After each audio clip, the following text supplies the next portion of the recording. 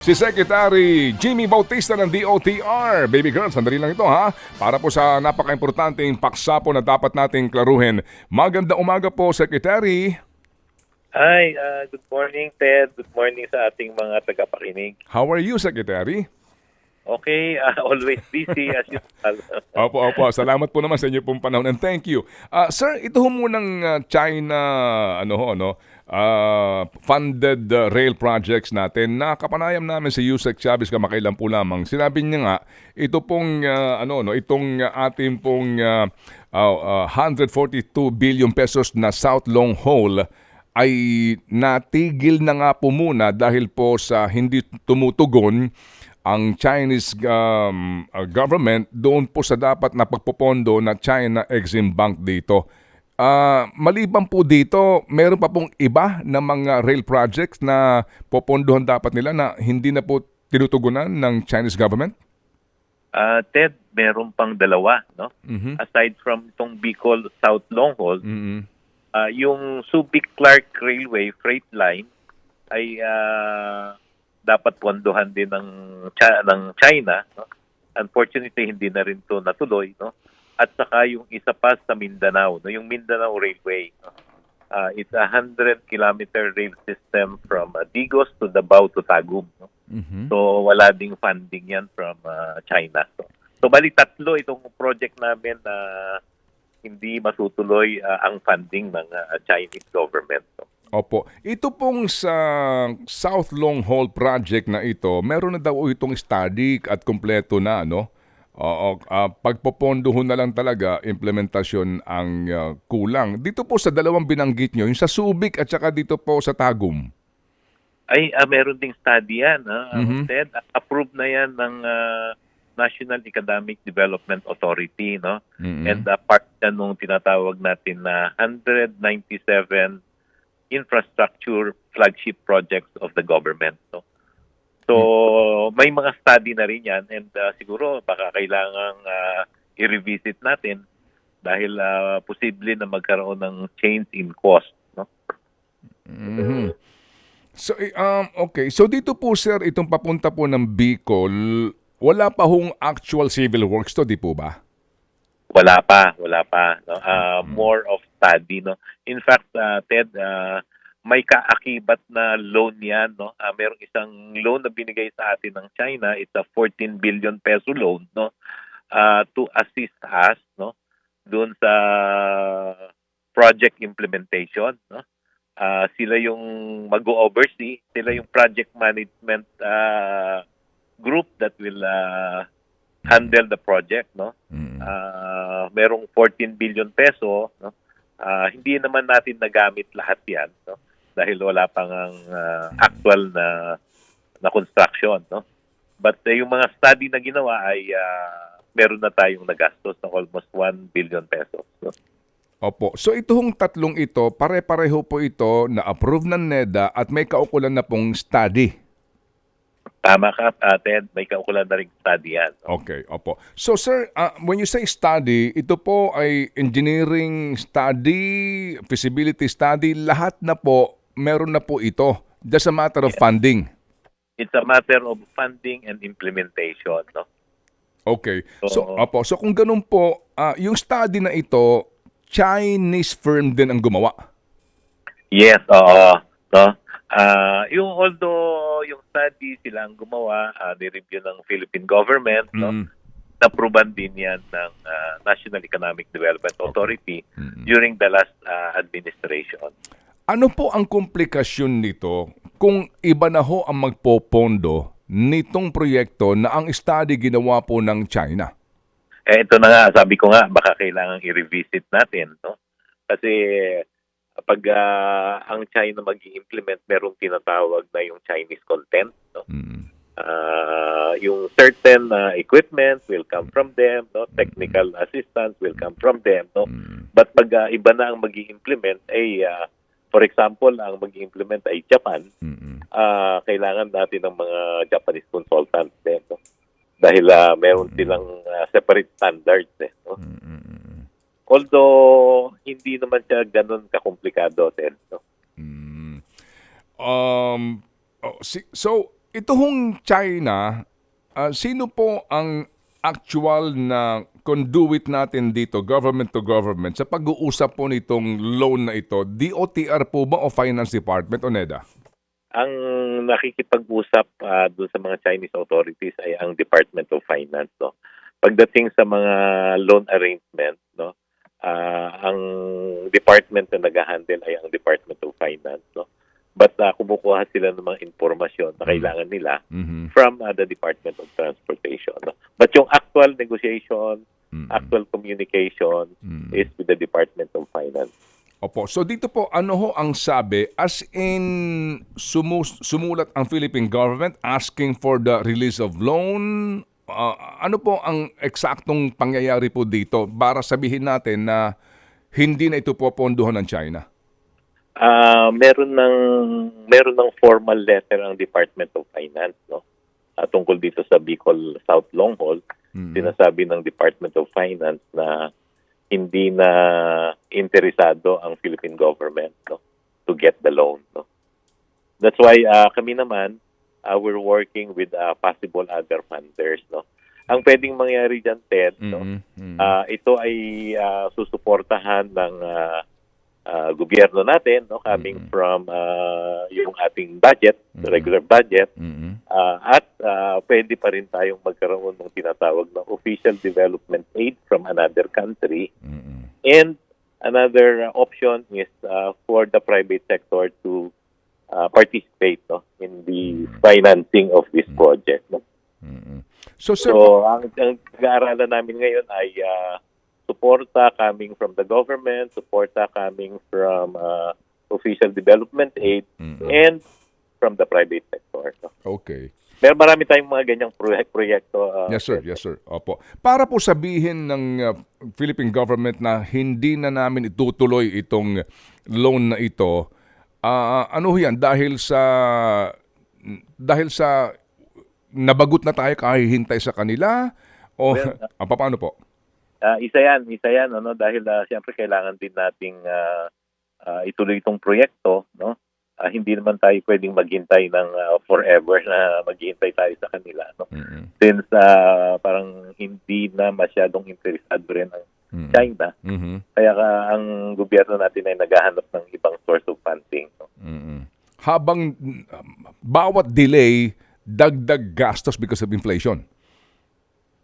Yes, habang nadidilig yan, pwedeng tumaas yung cost. Alam mo naman, maapektuhan niya ng inflation, pagtaas ng mga materyales. So, kailangan sana magawa natin itong mga proyekto so as soon as possible dahil kailangan talaga ng ating mga mananakay ang maayos na train system. Opo, yes sir. Yung nga po, hindi na ho natin kinakailangan pa pagtalunan yan. Kahalagahan po dito sa tulong nga sa ating pong mga mamamayan. Geopolitical factors ito, Secretary, meaning may kaugnayan sa West Philippine Sea. Sa tingin ko, hindi naman, no? Kasi yung pag-uusap namin dito sa Department of Finance and sa Chinese government, matagal na yan, no? Even before magkaroon tayo ng ganyang problema, no? Opo. Sige po. So sir, sa ngayon, kung 142 billion, for example, itong South Long Haul na dati pong assessment po sa cost nito, kaninyo may order pinag-uusapan dito or perhaps Korean Exim Bank. Pero in this case, ba, 142 billion, hindi kakayanin to ng GAA? Kasi hindi naman to agad isang baksak na ponduhan Inut-inut naman ito Baka mahirapan din ng gobyerno natin na pondohan lahat to, no? Dahil marami din naman kasing project ang gobyerno natin, no? As I have mentioned, merong 197 flagship infrastructure project ang ating gobyerno and kailangan talaga ng tulong ng maraming sektor para ma-finance ng mga project na to, no? Opo. Ano po ang balak ngayon yung gawin dito? Gaano kabilis yung proseso ng paghahanap po dito ng posibleng magpopondo? Well, meron na kaming kausap, no? Of course, hindi pa muna namin may didivulge yung kanilang identity, no? Dahil nag-uusap pa kami. In fact, nag-uusap kami ng presidente tungkol dito. Just I think tong Tuesday or Monday, no? Mm-mm. May kausap na rin kami na isang Asian ambassador, no? Mm-mm. Na willing na suportahan tong project na to. Opo. Kasi po kung ito lang po specific 142 billion itong napakaganda na mula diyan sa Calamba hanggang doon na nga po sa Bicol. Hindi ba ito kakayanin ng PPP ho na lamang, grupo ni MVP, RSA, pagsasanibin, mga ganon? Posible rin, no? Posible rin, pero napakalaki nitong amount na to, Ted, no?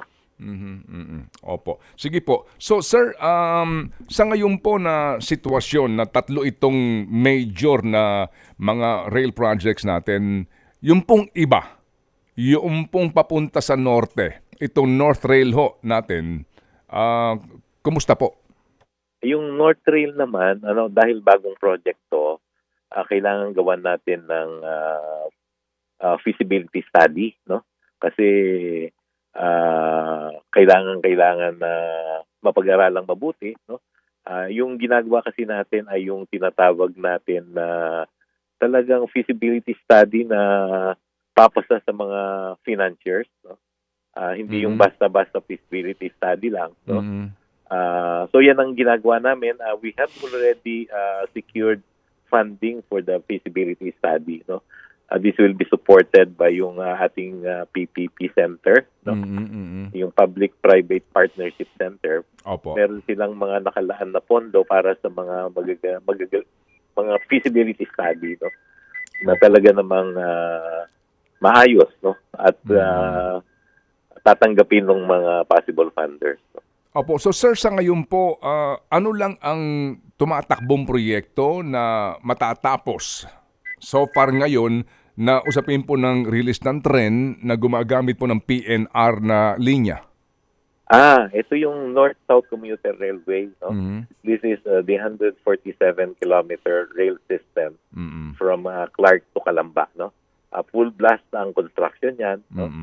Siguro makikita nyo naman pag dumaan kayo sa South-North Luzon Expressway, makikita nyo yung mga poste, no? Yung mga viaduct, no? Dito sa bandang Bulacan, no? Ay makikita nyo na talagang almost 24 hours yung trabaho ng ating mga contractors, no? Opo. Sir, last na lang po ito. Alam ko po meron kayong importanteng event. Sir, nagbanta ang piston naman ngayon ng nationwide na welga para po dito sa deadline ng Jeepney Modernization Program. Ano po ang inyong tugon dito? Alam nyo, sa Friday, meron kaming dialogue na naman, no? Tungkol dito sa implementation ng ating tinatawag na PUB Modernization Program, no? Siguro dapat maintindihan talaga. Ang problema kasi, Ted, no? Ang akala nung marami na pag sinabi natin na ang deadline ng December 31 ay hindi na magkakaroon ng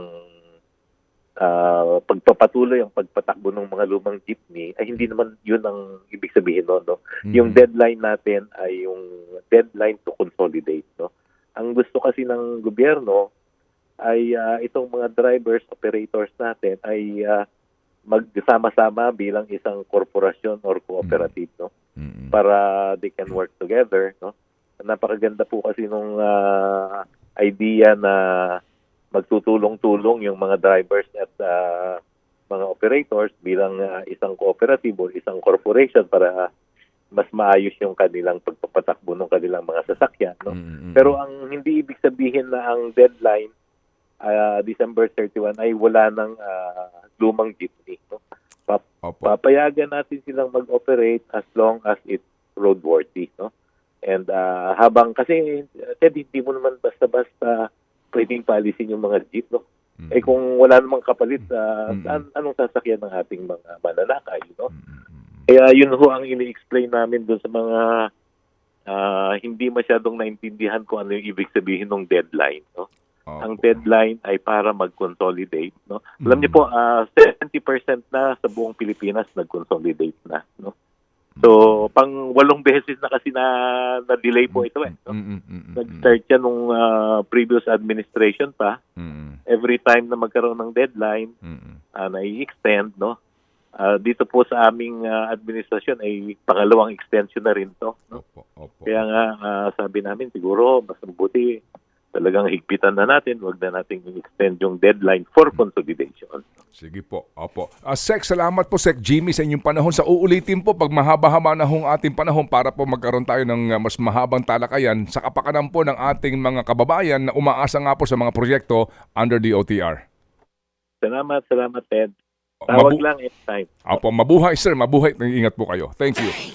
Ted Filon at DJ Chacha. Ngayon, nasa Radyo 5, 92.3 News FM. Monday to Friday, 6 to 10 a.m.